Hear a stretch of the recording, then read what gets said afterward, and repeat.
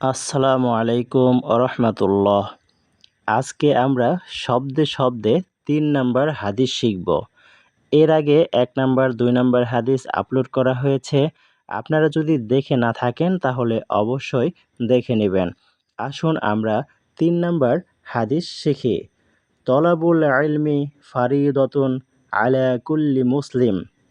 তলাবু অর্থ হলো অর্জন করা, অন্বেষণ করা। তলাবু অর্থ অর্জন করা, অন্বেষণ করা। ইলম অর্থ জ্ঞান। ইলম অর্থ জ্ঞান। ফারিদতুন অর্থ হইল ফরজ। ফারিদতুন অর্থ ফরজ। আলা অর্থ উপরে। আলা অর্থ উপরে। কুল্লি অর্থ প্রত্যেক। কুল্লি অর্থ প্রত্যেক। মুসলিম অর্থ মুসলমান। মুসলিম অর্থ মুসলমান। তলাবুল ইলমি ফারিদাতুন আলা কুল্লি মুসলিম। বাংলা অর্থ হল দ্বীনি ইলম তলব করা প্রত্যেক মুসলমানের উপর ফরজ। দ্বীনি ইলম তলব করা প্রত্যেক মুসলমানের উপর ফরজ।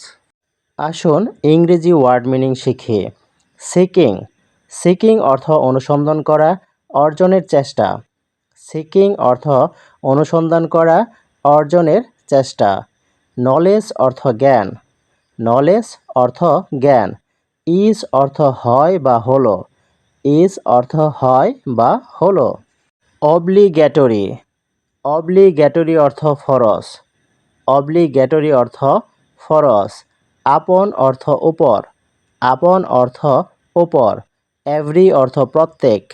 এভরি অর্থ প্রত্যেক। মুসলিম অর্থ মুসলমান।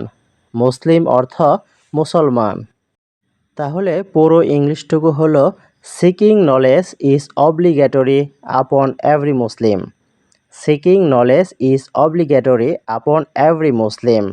তলাবুল ইলমি ফারিদাতুন আলা কুল্লি মুসলিম। এই হাদিস নিয়ে কিছু কথা। এই হাদিসে জ্ঞান অর্জনের গুরুত্ব বর্ণনা করা হয়েছে।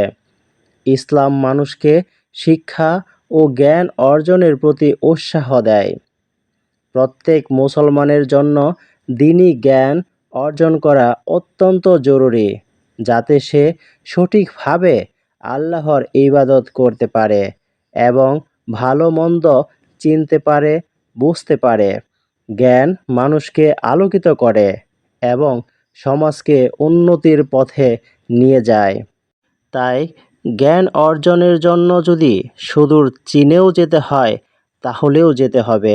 এজন্যই আসুন আমরা সবাই জ্ঞান অর্জনের চেষ্টা করি, বিশেষ করে ইসলামী জ্ঞান, দ্বীনি ইলম তলব করার চেষ্টা করি। আল্লাহ তাআলা আমাদেরকে ইসলামী জ্ঞান, দ্বীনি জ্ঞান দান করুন। আমিন।